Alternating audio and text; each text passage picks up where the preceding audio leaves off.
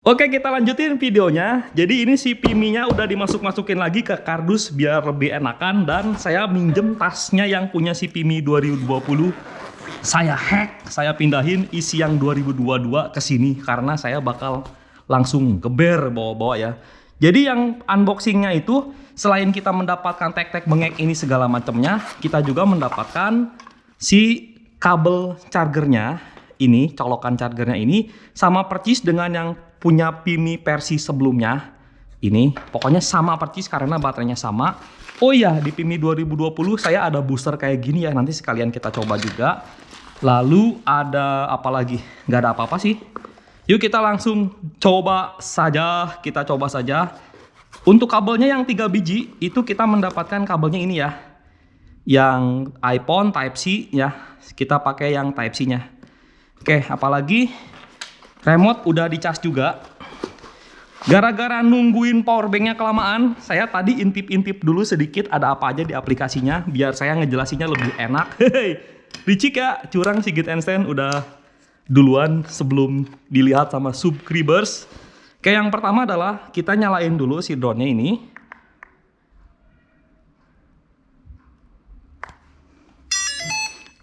Saya sengaja pinjem baterai yang si Pimi Abu karena itu nggak dicas dulu, sayang, karena ini recycle-nya masih pada rendah ya. Nanti saya mau jual baterainya.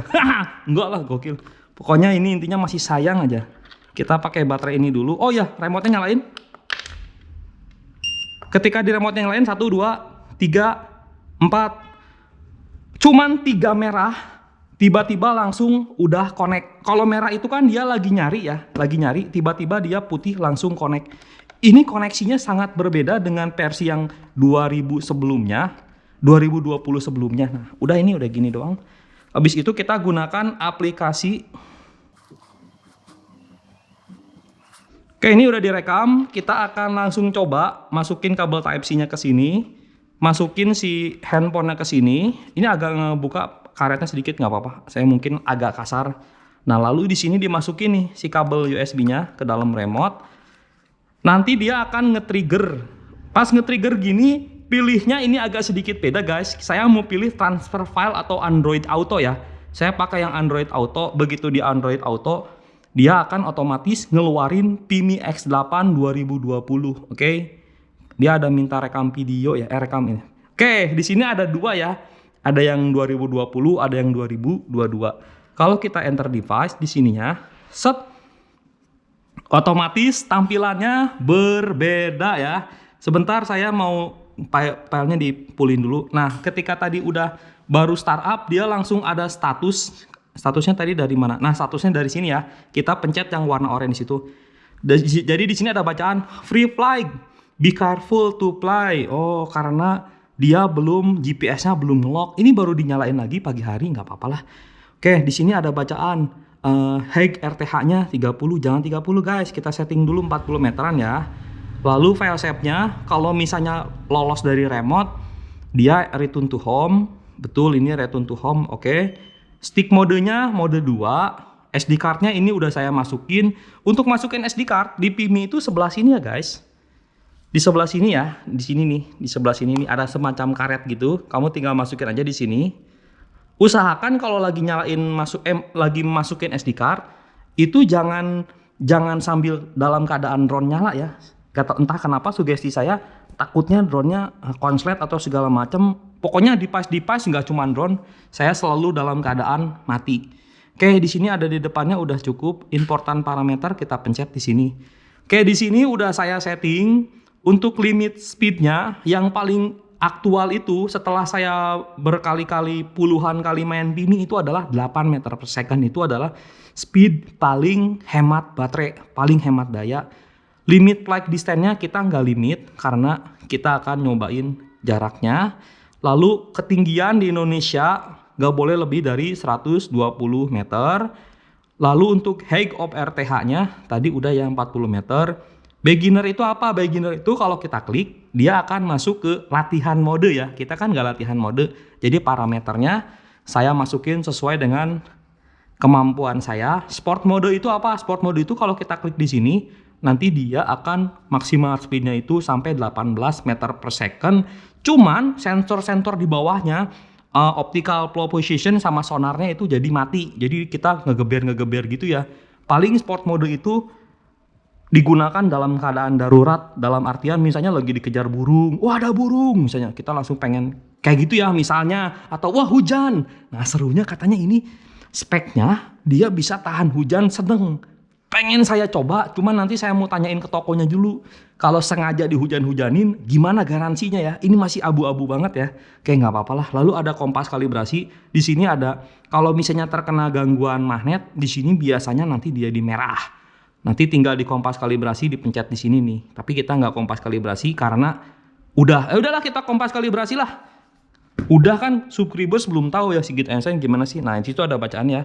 Angkat drone-nya, putar ke arah sini guys. Ke arah sini putar. Awas baterainya kepencet.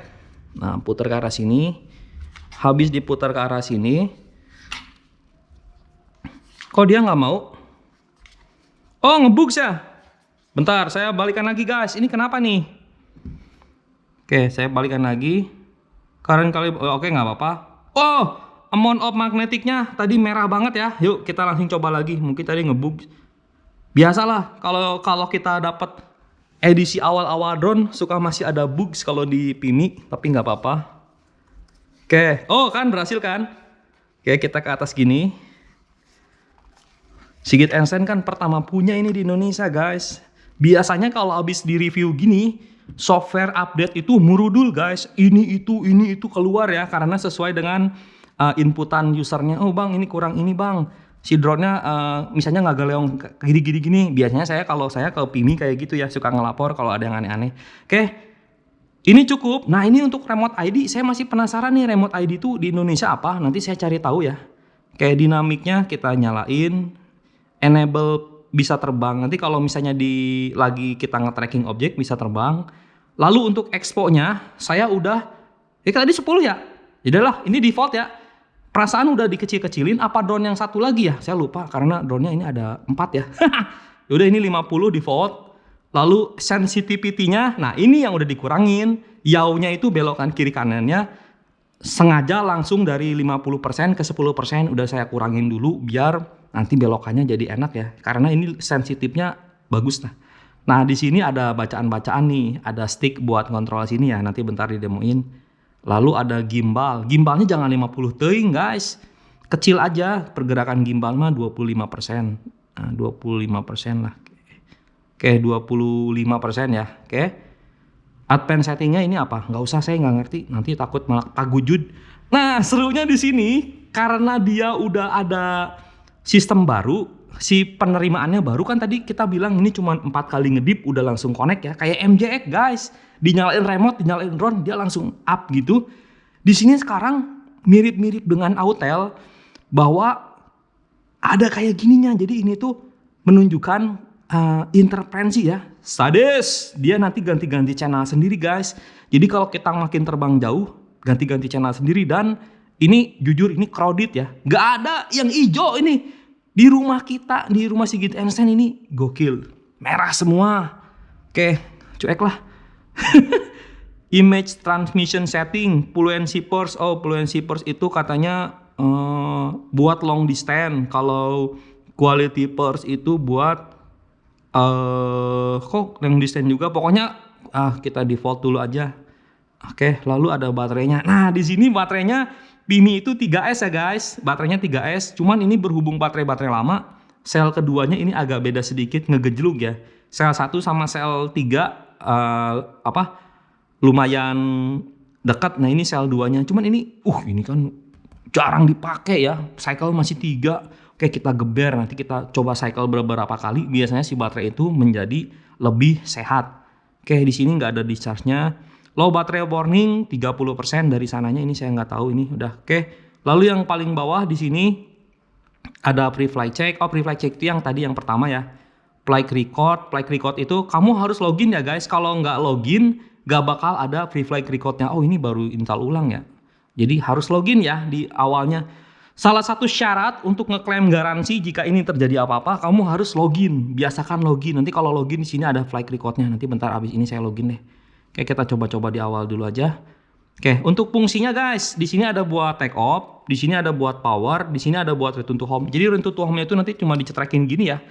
Kenapa dicetrekin return to home-nya menurut saya opsi terbagus? Karena ketika misalnya dicetrekin, kita bener-bener bisa paham bahwa cetrek, woi pulang. Kan misalnya gini, terbang jauh, disconnect kan? Kalau kita pencet tombol buat return to home, kita nggak tahu dia lagi return to home apa enggak. Tapi kalau kita cetrek ini suruh return to home, nanti begitu dia nge-gain, return to home langsung ya. Ini lebih enak cetrekan kayak gini ya guys. Di sebelah sini guys ada tombol buat nge-scroll kamera, yang sebelah kiri buat nge-scroll kamera.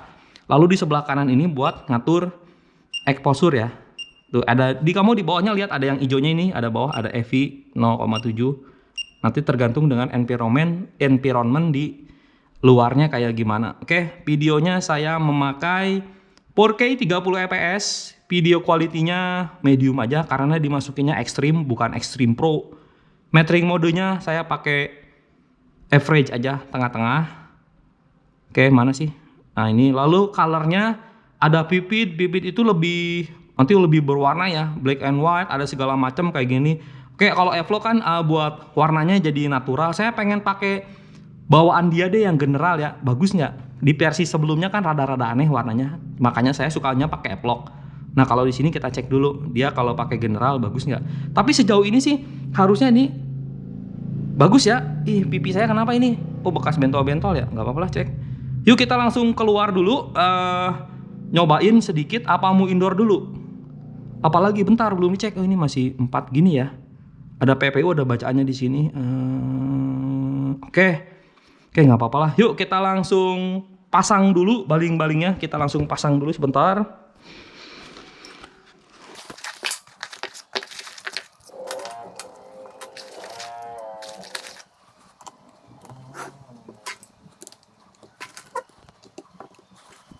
Oke guys, untuk pemasangan baling-baling si Pimi X8 ini dia gampang banget ya. Cuman cukup dipasin begini nih. Ini ada lubangnya. Gini, pencet ke arah lubang begini, otomatis terus diemin gini. Dah, nggak usah cuman ditekan, diputer, pas ke atasnya dia ada pernya gitu ya.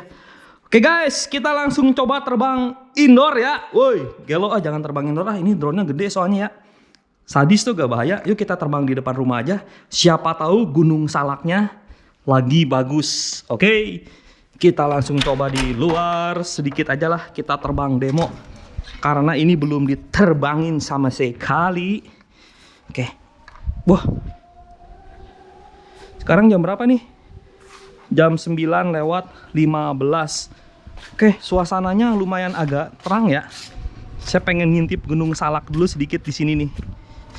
Oke. Simpan di sini. Kita langsung rekam video. Arming untuk keberapa kalinya tapi nggak terbang. Yuk kita langsung terbang, take off. 11. Oke guys, kondisinya sekarang anginnya lumayan ya. Datangnya dari arah sana. Datangnya dari arah mana sih? Oh dia random ya, datangnya random. Drone-nya goyang-goyang. Jauhnya pelan ya. Oke, jauhnya pelan. Yuk kita terbangin. Ayo. Bentar. Pengen lihat ngecekin Gunung Salak. Wih, Gunung Salaknya sadis. Untuk fungsi EV, kita bisa pakai si scroll yang sebelah kanan ya. Kita turunin. Oh, kalau kita scroll ke kanan guys, scroll ke kanan ini nanti dia agak gelap image-nya ya. Oh keren ya gunungnya ya, sadis. Oh iya saya lihat di sini si image transmissionnya kenapa dia warna oranye ya? Kenapa dia warna oranye ya image transmissionnya? Oke bentar, saya lagi jalan ke sini guys, ke tempat rahasia guys. Waduh ada musik di sini guys. Terpaksa saya harus ke genteng lagi deh. Repot banget ya. Cuman ini saya nggak diapa-apain videonya. Biar kamu tahu ya. Dia stabil nggak kalau di atas? Oh kalau di atas dia malah stabil ya. Karena GPS-nya tadi belum Ngeloknya belum bagus ya. Sekarang dia ngeloknya udah bagus.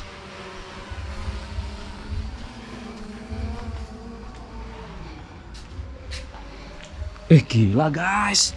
Saya di bawah pohon ngeliat ke handphone. Asli gambarnya tajam ya. Gunung Salak kok kelihatannya bagus banget ya.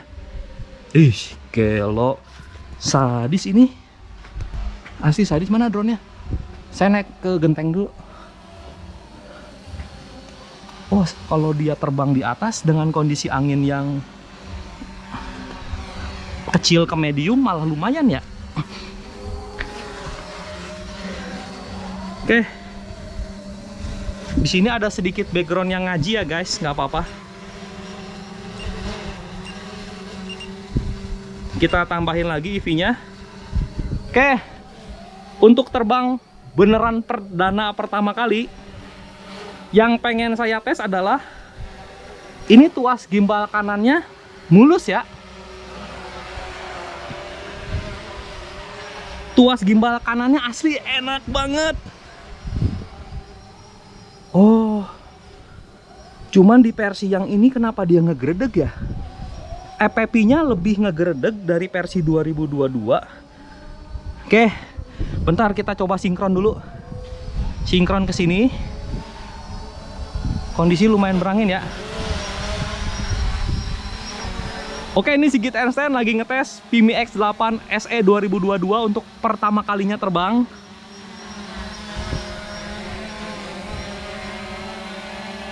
Bentar, sini guys.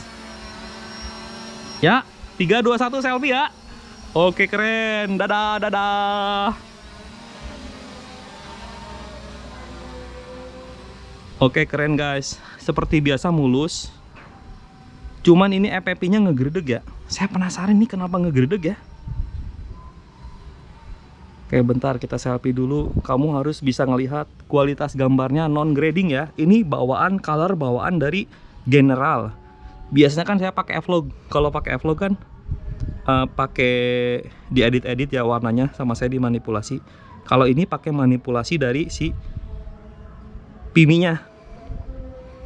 Oke, cukup kita sampai ke mana sih jaraknya? Ini udah 130 meter. Oke, di jarak 130 meter ini saya mau stop dulu. Penasaran ini kenapa ngegredeg? Pengen tahu ke sini nih. Saya pengen tahu ke arah yang gambar sini. Buset guys. Wajar ya ngegredeg ya. Semuanya merah. Ini WiFi-nya baru sadar, kayaknya dia WiFi-nya 2,4 GHz. Astaga, bener kan? Dia berubah fungsi guys. Di Vimy sebelumnya ini WiFi-nya 5,8, sekarang dia 2,4 dan kita main di perumahan. Waduh, sadis ini. Gokil. Oke, kita coba lihat di sini image-nya kalau kita ke atasin. Oh, mantap guys. Dengan EV 0 kita bisa ngecek bahwa beneran ini kameranya udah meningkat jauh guys. Ini kameranya dia sekarang udah mirip dengan DJI ya. Jadi kalau kita ke bawahin exposure-nya dia otomatis harusnya detailnya dipertahankan ya. Oh iya bener. Beda dengan versi yang Vimy 2020 sebelumnya. Kalau diginiin dia nggak bakal bisa kelihatan awan. Jadi kita nggak usah mainin EV ya. Canggih guys. Ini astaga guys, ini bukan Gunung Salak. Oh, ini Gunung Pangrango kelihatan dari tajur awannya gelo. Kalau kesini gunung apa? Buset, bisa kelihatan semua hari ini. Sadis. Ini kita ketinggian 30 meter ya guys. Buset, ini Gunung Bukit Pelangi kayaknya nih, di dekat ke daerah Sentul ya. Kalau ke kiri sini, hari ini lagi cerah banget gelo. Oh, ini ada tower guys, salah. Gunung Salaknya mana? Gunung Salaknya. Ini boksis ya, ini boksis ya. Baterai masih 67, kok cepat banget ya. Apa jangan-jangan tadi nggak dari 100 ya? Nah, ini baru Gunung Salak. Hari ini bisa kelihatan semua, Edan. Sadis bener. Mantap ya ngeliat-liat pemandangan dari atas gini ya. Kita noong dulu dari pemancar-pemancar ajaib. Oke, Sigit Ensen rumahnya di sini ya. Dia yang ada genteng sini. Yuk kita coba balik lagi. Saya pengen ngerasain gerakannya mulus nggak? Ngegerdeg ya, dikit ngegerdeg. Oh, kadang mulus nih. FPP-nya, intervensi ya di 2,4 GHz dia. Di perumahan mah jangan harap ya. Sadis.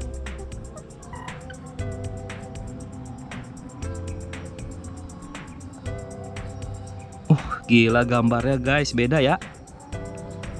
Paten yang ini yang 2022 asli paten. Udah segini dulu ya videonya. Panas gelo. Mau ngadem dulu, belum sarapan juga Sigit Ensen.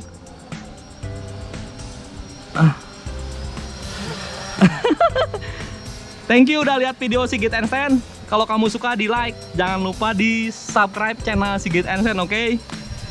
Nanti kita balik lagi ya. Yuk kita langsung daratin dulu ini si Pimi S8 2022. Habis ngelihat pemandangan alam lah. Gimana cara mendaratnya? Cara mendaratnya adalah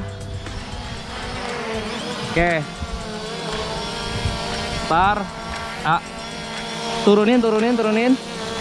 Iya, pegang drone-nya, tahan bawah terus, dan automatic dia langsung recordnya ke simpen. Gokil. Oke, mantap jiwa mamen. Nanti kita ketemu lagi di video selanjutnya terbangin si Piminya ya. Tadi kan baru 130 meter. Oke, mantap nih. Sadis.